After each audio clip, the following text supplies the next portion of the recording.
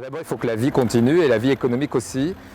C'est vrai que quand nous avons dû faire ce choix de dire on fait ou on ne fait pas, en tout cas on essaye de faire, c'était en pleine crise. Mais voilà, on s'est dit aussi que peut-être ça ne durerait pas, enfin chacun a cet espoir-là. Donc voilà, on l'a maintenu et en respectant et en s'adaptant aux contraintes sanitaires. Ça va être le seul événement tech en France et sans doute dans le monde, ou pratiquement, en physique, mais aussi en digital, notamment avec 2 plateaux de télévision. Et on a vu que pendant cette crise sanitaire, le lien social il a été maintenu grâce à la nouvelle technologie. Imaginez que ça serait arrivé il y a 100 ans, comment les gens auraient vécu, reclus, enfermés, sans nouvelles, etc. Voilà, donc raisonnablement le télétravail se développe, c'était déjà une piste, ça protège, mais ça permet aussi un travail plus confortable chez certains. On a fait des études d'ailleurs pour savoir à qui ça convenait, ça ne convient pas à tout le monde.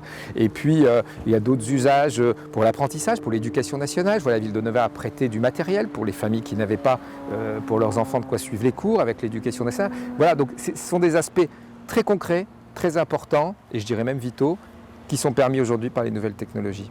Mais au total, il y aura quand même plus de 91 technologies nouvelles présentées en physique, aérienne, une très originale, l'aéroplume, et d'autres solutions en digital. Donc vraiment, il y a de quoi s'instruire et de voir comment sera fait le monde de demain très vite. On a raccourci l'événement. Initialement, le CIVIM, c'est 2 jours. Un jour pour les élus, les grands comptes, les sociétés, le lendemain pour le grand public.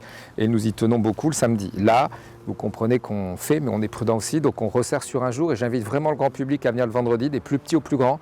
Il y aura des solutions comme ça leur avait plu l'autre fois, intelligentes, sur les réseaux d'eau, sur plein de choses qu'on n'a pas l'habitude de voir. Donc même si c'est vendredi, je pense qu'il y a des gens qui peuvent arriver à se libérer. Il faut que ces gens viennent. C'est important pour nous de savoir si on est en correspondance avec l'attente aussi de la population. C'est un pan du développement économique, dont s'est chargé aussi le vice-président Alain Boursier. Aujourd'hui, on ne peut pas être sur l'économie sans être sur le digital, l'évolution. 9 métiers sur 10 ont une part de digital dans ce qu'ils font, et ça sera sûrement à terme 10 sur 10.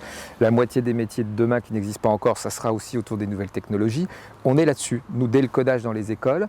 Et au-delà de cet aspect formation, avec des nouvelles aussi, le campus connecté, la grande école du numérique, il faut que ça soit aussi un outil affirmé de développement et de reconnaissance. Et là, pour le coup, le CIVIM, aujourd'hui, on ne demande plus ce que c'est, on ne demande plus où c'est, on sait que c'est à Nevers, on sait ce que c'est. Donc pour nous, c'est une forme aussi, quelque part, de marketing. Mais derrière tout cela, il y a surtout du contenu. Et voilà, Nevers, petit à petit, est reconnu et sa place et devient une des capitales départementales en France autour de l'innovation technologique.